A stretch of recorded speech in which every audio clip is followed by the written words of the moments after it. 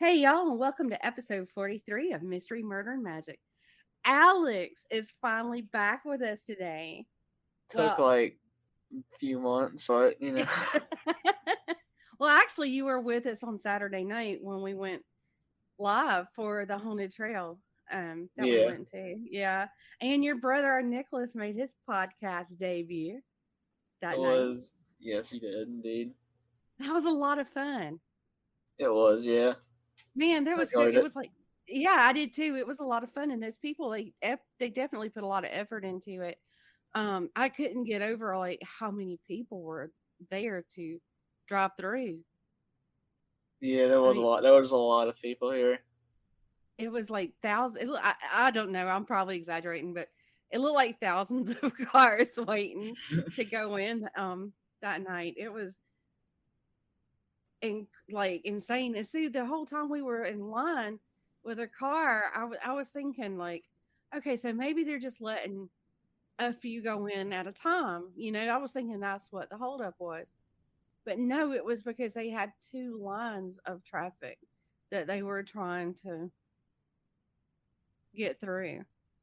Yeah, So, I mean, it took some doing to get all that done. But I don't know. Um, I did have fun. It was a bit of a drive, but I think it was worth it. I think it was too. Yeah. Um, what was your favorite scene? Because they had it set up like scenes. Trying to think. What was the one that had the snake? The girl with it. Oh yeah, that lady that had the snake. Yeah, Um, I don't remember what it was actually called, but that was really cool. That was one of my favorites too. And I also like the deliverance scene. Because the hillbilly dudes were like, "What are you staring at?" And yeah. I remember that that part. was funny. But you know what? I was disappointed they didn't have a Michael Myers. True. Actually, I don't know why there wasn't any. I know there was Scream, there was um Jason, there was Pennywise and a bunch of other clowns. Um there was all kind of scary creatures there, but no Michael Myers. All right.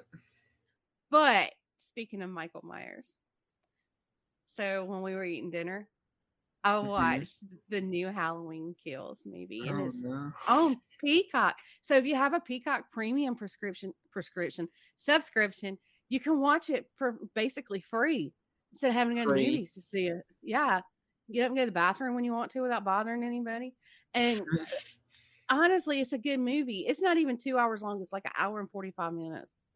And I was scared because, like, sometimes you think as they keep going on with like a movie franchise, you think, God, how much more can they do with it? But it was off the chain good. Like it was better than I expected. I mean, I didn't go in with it with like having like bad expectations of it, but I just thought maybe it wasn't gonna be what I thought it was gonna be. Yeah. But it was really good. Jamie Lee Curtis, she really played her part well. She always has though. Um so that was pretty awesome. So, but anyway, y'all, let's get on with this. It's October, so it's the spooky season. So Spooky. I thought, yeah, it's spooky. So I thought, now would be a good time to talk about some ghost stories in our area. Why not, right? Um, Yep. I know that we've talked about some before, but there's still so many more, and that's what we're going to be talking about a few of those today.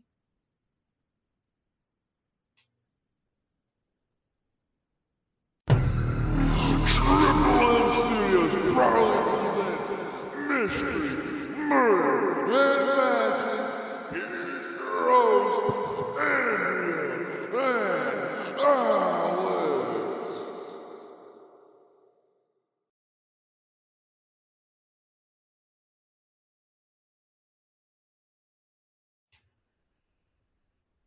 All right, y'all. I know in the past we've talked about like the Happy Dog, um, Julia Legree of Edisto Island, like haunted hotels, and even like some cryptids of the South.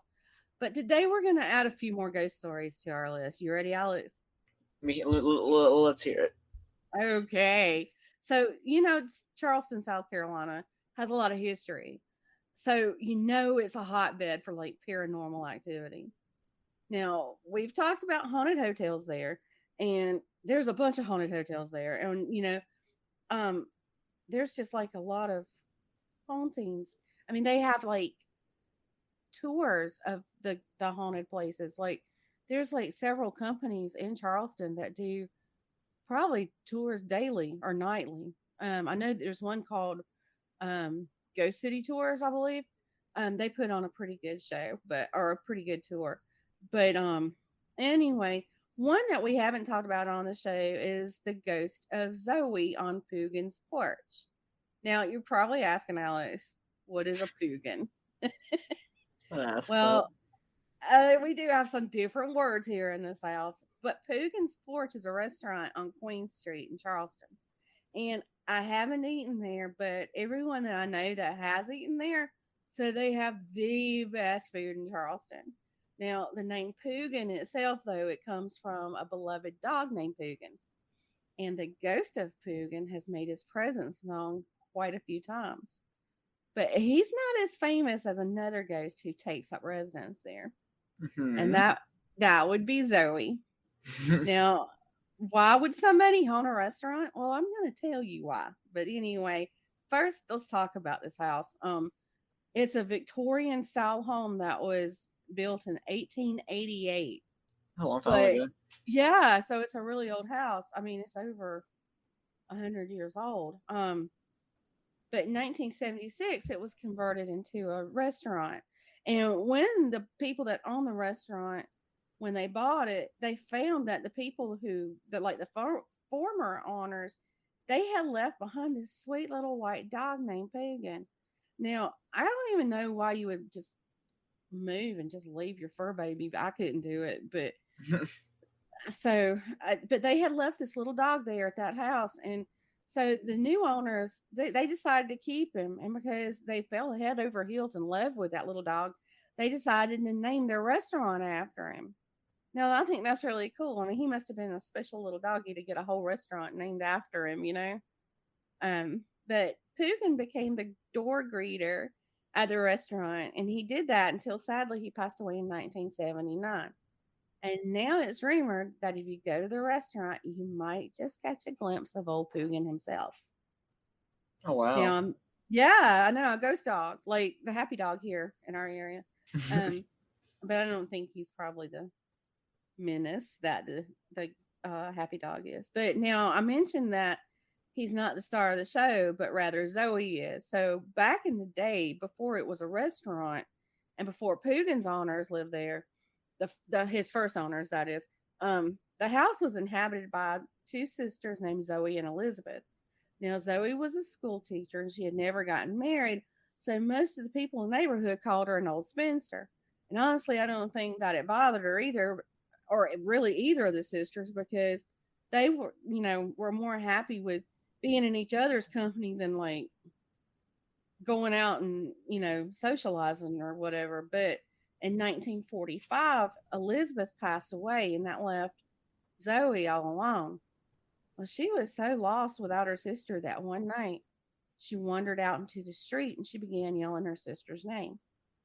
Well, obviously that alarmed the neighbors, and one of them was worried about Zoey's mental health. So this neighbor, I don't know if it's a man or woman, but they took her to a local hospital. Well, Zoey lived the rest of her life in that hospital. And when she passed away, she was buried at the St. Lawrence Cemetery there in Charleston, which I guess is kind of near like where she lived. But now her body might be in that cemetery, but Alex, her spirit is still looking for her sister. She's wondering where she's at. Yeah, and she's pissed over the renovations that they did to her former house to make it a restaurant. Now, like I said, in life, Zoey wasn't much of a people person, but in death, she's become quite the extrovert. People who are there at the restaurant have seen her spirit wander in the house. Visitors of the restaurant have seen her too, and some didn't even realize she was a ghost. I guess she was so visible that they thought she was a real live person. And across the street from that restaurant is a hotel. And guests at that hotel have seen Zoe in a window in the upstairs of the restaurant. And a lot of times it's after that restaurant has closed for the night. And so some of those people who have seen her, they think that she's like trapped in there, somehow got locked in the building, and they've called the police to come get, help her get out. Yeah. Now I can't even imagine what those police tell them. Do they say, "Oh, that's just Zoe's ghost," or what? Never mind her. That's just old Zoe. But the owner of the restaurant has said that one night when she was closing up, she got a good scare when one of the wooden stools was knocked over and there was nobody standing near it, or at least nobody alive was standing near it. Now, right after that, a door started opening and closing repeatedly, like slam, and she said it was a slam, like an angry slam over and over. A chef at the restaurant had made himself a cup of coffee early one morning, and he left it sitting on a stool because he had to go answer a knock on the back door from a delivery person. Well, when he came back, the entire cup of coffee, not just the coffee inside the cup, but the whole thing was completely gone. Oh wow. Yeah. So the chef thought he was going crazy. And then he wondered if he'd even made himself that cup of coffee after, at all. So he made himself another cup. Well, when he returned to that stool, lo and behold, that first cup of coffee, it was sitting right there where he left it earlier. Yeah. And get this, Alex. What? When he looked at the cup, there was lipstick on it. Now, I don't know if he was there alone. It kind of sounded like the way I read it, it made it feel like he was there alone. And so they probably assumed that was Zoe's lipstick. But another time, a staff member was cleaning up the restaurant after they had closed for the night. And she started having the feeling that somebody or something was behind her. You know how you get that feeling like somebody's watching me or somebody's behind me or something? Yeah. Well, when she turned to look, she saw absolutely nothing there. But she was still unnerved and she still had that feeling, but she went back to her cleaning. Well, when she looked up into a mirror that was hanging there in the restaurant, she was startled because it wasn't only her reflection that she saw, there was also the reflection of an elderly lady wearing wire frame glasses. And it was none other than Zoe herself. Oh wow. But now the staff member spoke to her, and when she did, she disappeared.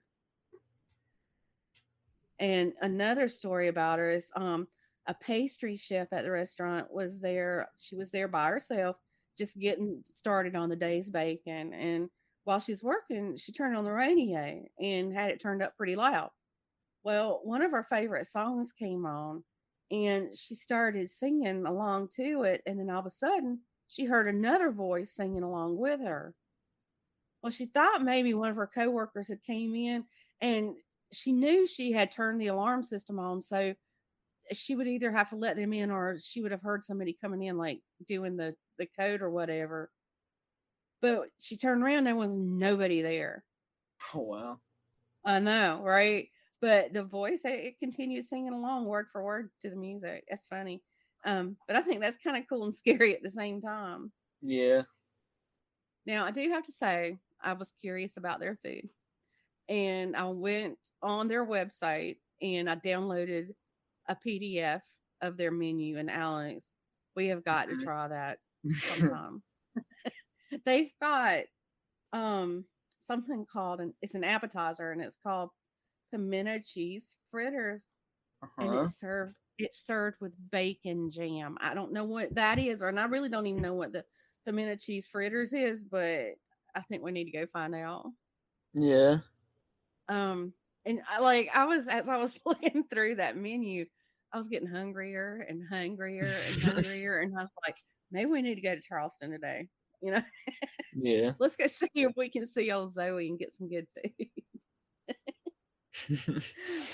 But I mean, everything that I saw on their menu, it sounded delicious. Like, And I mean, I thought maybe since it was in downtown Charleston, it would probably be pretty expensive, but it wasn't that bad. Um, but anyway, moving right along. Now this isn't necessarily a ghost story, but it's spooky, so I couldn't leave it out. Now, South Carolina is not the only Carolina state with restless spirits. Our neighbors to the north, they have their own stories to tell. And in Burke County, North Carolina, stands Brown Mountain. Now, I'm not good with geography, Alex, so I don't know if we were close to that mountain or not the other week when we went in the mountains. But if you go there in the fall, you might just see an eerie sight. When circumstances are just right, these mystifying glimmering orbs have been seen to rise and hover just above the mountain, and then as quickly as they appear, they're gone. Many, many people have witnessed this strange phenomena and have even captured photos, but no one knows what causes the lights. Now, they're known, or they call them the Brown Mountain lights, and people have been seeing these and talking about them for centuries. And since they've been around so long, well, of course, there's like local legends that's developed about the origins of where these lights come from. Now, the Cherokee legend says that these orbs are the souls of Cherokee women who are searching for their men who died in a battle that took place between the Cherokee and the Catawba tribes. I have never had an easy time saying that. But anyway, that battle took place on Brown Mountain. And one of the most popular legends, though, it was written into a song about what happened, what causes those lights. And it was sang by, this was like back in the 50s, 1950s, but it was sang by a country music duo known as Lulu Bell and Scotty. Now, I've never heard of them, but the version of the version that's in this song says that there was this man who was traveling with, it said it was his slave, but they became lost, or the man himself became lost while he was hunting on the mountain. Well, that man was never found, but those lights are coming from the slave's lantern who returns every night to hunt for the man. Well, several scientific explanations, of course, have been given because, science can't leave the paranormal alone. But honestly, none of their theories like make any sense because they've said stuff like swamp gas. Well, there's not a swamp on Brown Mountain. And then they say it could be headlights from automobiles that's like passing through the valley below the mountain. Well, you know what? They've been seeing these lights since before there was ever even automobiles. So that don't check out or make any sense either. Yeah. Well, people in that area say that if you want to see them, your best chance is when the night is dry and it's clear. And usually October and November is the best months to go, as long as all the leaves have fallen from the trees. So I don't know. I wish I had known about that when we were in the mountains. So maybe we could have went and watched that night instead of us like goofing off in the hotel room making TikTok videos. It's James. It's James. Now, the capital of North Carolina also has some ghost stories, and in Raleigh, there's one story that says there was a this freed African American man who owned a mill not too far from Raleigh, and people came from all over to have him grind their corn. And he had a good business going. He was making a lot of money off of it, and but one day this beautiful lady come into town, and he fell in love with her. Well, soon the two got married. Well, all of a sudden, people stopped bringing their corn to be ground by him, and it was all because a rumor was going around town because his young bride, she kind of exhibited some odd behavior, and pretty soon people were saying that he had married a witch. Well, no one wanted to come close to his mill because of that, and it looked like his business might dry up. Well, This man was a very kind man, and often he would give shelter to slaves that had ran away. And one night there was this one particular runaway that he was given a place to stay. Well, he had heard through the grapevine that this man's wife was a witch, but he insisted he wasn't afraid of her, and he even had a butcher knife with him for protection, so he said he'd be fine. Well, when he arrived at the miller's house, the miller showed him into the mill, and then he showed him where he could hide if somebody came looking for him. Well, that night when he was about to go to sleep, the biggest black cat the young man had ever seen appeared in front of him. The Oh cat was wow. bigger. Yeah, the cat was bigger than a dog, and he had these it had these red glowing eyes. Well, when the cat got closer to him, that guy, he realized he was in a lot of trouble because the cat raised his paw to like strike him. I mean, a cat, like, it's not like Stevie smacking at you. That's like a panther smacking at you, you know? Well, Yeah. he had that butcher knife with him, and so he cut the cat's paw off. Well, the next morning, well, let me go back. That cat, he kind of screeched, you know. I mean, I'm sure that it hurt his little leg, but and then he ran away. So he couldn't sleep that night. And the next morning, when the miller came in there to check on him, he told the miller what had happened. Well, then the miller goes back in his house, and when he went to wake up his wife, she's like, "No, I'm not getting out of bed. I don't feel good." And she just kept insisting that she wasn't getting out of bed that day. Um, and she had like all the blankets wrapped around her, like real tight. Well, I guess that guy was just like, what the heck is going on? So he pulled the covers off of her, and he was like startled by what he saw because the bed was soaked with blood, and where her right hand had been was a bloody stump. Ugh. Yeah. So at that moment, the miller knew that the town people had been right. He was married to a witch. Well, quickly he tied her up and he called his neighbors to come. Well, when the neighbors got there, they talked it over and they decided there was only one thing they could do. So they killed her and they burned her body so she couldn't come back and haunt them. Well, after that, his business picked back up. He became rich and he found a new wife, and basically they lived happily ever after. Wow. Now, I'm not so sure that I put much belief into that story. It's a little preposterous or maybe a lot preposterous. Um, but I thought it was pretty interesting though. Yeah. I mean, she shape shifted from herself to basically a panther. Um, but now this is our last story for today. Listen, so this one comes to us from Elizabeth City, North Carolina, and that's out on the coast of North Carolina. Now, there was this young woman, her name was Nell Cropsey, and on November the 20th, 1901, she disappeared. Just over a month later, her body was found floating in the Pasquatank. Okay, that's a hard word. Pasquatank River. They did convict a man of her murder, but there was still a lot of unknowns about her death. Well, some say that her unsettled spirit still haunts her house in Elizabeth City. So, the background on this is that her family had moved to Elizabeth City from Brooklyn in 1898. Well, Nell was this very beautiful girl, and her family was very well off. They had a lot of money. Well, being the new girl in town, she was attracting all kind of beaux. Like they were just lining up, wanting to take this beautiful new lady in town out. Well, soon she started dating this man named Jim Wilcox, and she started dating him. They were getting along, and she had been dating him for like 3 years when they went missing. Now, I should add that it was known that Nell was a little put off by Jim's hesitance to like propose marriage to her. So she started flirting with other men in town, just trying to make Jim jealous and maybe push him into wanting to propose.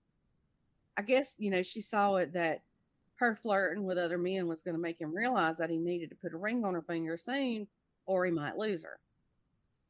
But that didn't happen. And it was pretty much the opposite that happened. the night that she disappeared, she and Jim had this big argument, and it didn't say, but it was probably over her flirting with other men. Now, it wasn't just a little spat either. This was like this really loud fight that everybody in the house could hear, like her whole family heard it. A few of our family members said that they thought that by the end of the night, the two had patched things up, but they couldn't be sure because they couldn't hear everything word for word. They just heard them, you know. Um, and she walked Jim out around 11 o'clock that night, and that was the last time they saw her. What? Yeah, well, not long after Jim left, Nell has a sister named Ollie. Sorry about that. And Ollie said she heard something bang against the back of the house, so she went to investigate.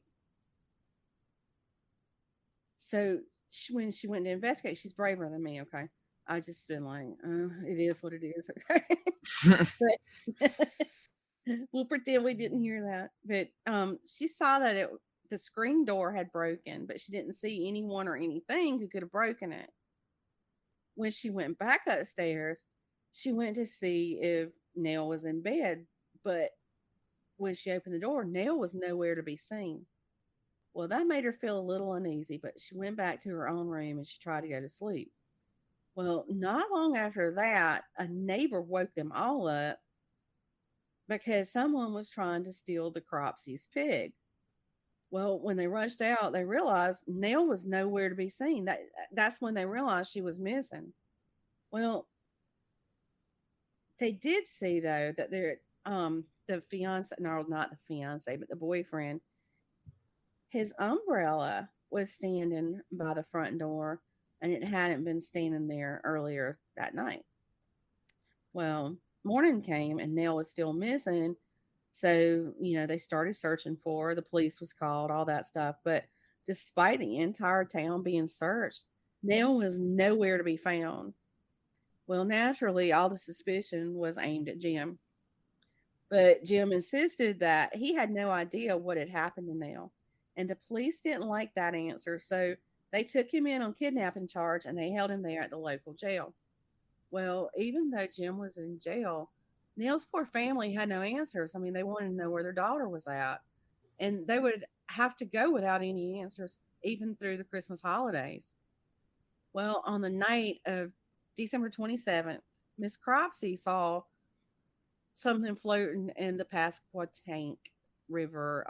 And I believe from what it said, that river flowed behind their house. But anyway, she had some men go out in boats, and sadly, what she had spotted floating in the river was her own daughter. What? Yeah. But get this, a few days before her body was found, they received this letter in the mail that claimed to know the circumstances of her disappearance. Now, the letter had been postmarked from New York. Now, remember, they're in North Carolina. But Yeah. anyway, it came from New York, and it said that on the night that she disappeared, Nell had walked up on a drifter trying to steal the family's pig. Well, remember that neighbor had said that somebody was trying to steal their pig. So, I mean, there you go. But anyway, when the man discovered that Nell had seen him, he struck her over the head with this big heavy stick, and then he drug her body to the river, put her in a boat. He rowed her body out into the river, and then he dumped her body. And in that letter, he had even included a map with an X marking the spot where they could find her body. Well, they found it in the river, but it wasn't very far from where he had dumped it. But to this day, it's still unknown who sent that letter and if that's like truly what happened, Now, when the people found out that Nell's body had been found, and they didn't know anything about this letter they had gotten, but they went into like full riot mode and they formed a mob. They went to the jail and they demanded that Jim be released. Be released to them. And Nell's family begged them to just, let justice take place in the courts. But then things got so bad with them, like with the mob and everything, the governor had to call in this Naval Reserve group to get things under control. Now, Jim Wilcox went on trial twice for Neil's demise. But the first time he was found guilty, that conviction was overturned by the North Carolina Supreme Court. In the second trial, he was found guilty of second degree murder and sentenced to 30 years in prison. But in 1920, the governor granted Jim a pardon. Now, why? I don't know, unless he just believed that Jim didn't commit, the crime or whatever. Yeah. But for the past century, anybody who's lived in the Cropsey home since then have reported strange things happening there. There's like the typical stuff like lights going off and on, doors closing and opening, a cold breeze or whatever, But some have like reported this washed out looking figure of a young woman moving around the house.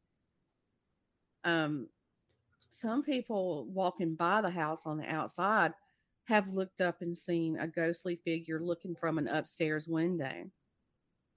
And a few residents of the home have even said that Neil has appeared in their bedroom at night. That would be kind of creepy to wake up and. That would be, Yeah, she's standing there. But if you want to check it out for yourself, the house is located at 1901 Riverside Drive in Elizabeth City. So what'd you think about that? well, Well, I don't know. you're That's so just. crazy. It's just crazy. I know that's what It you're is. ready to say. Everything Alex is like so crazy. It is. Yeah, I mean,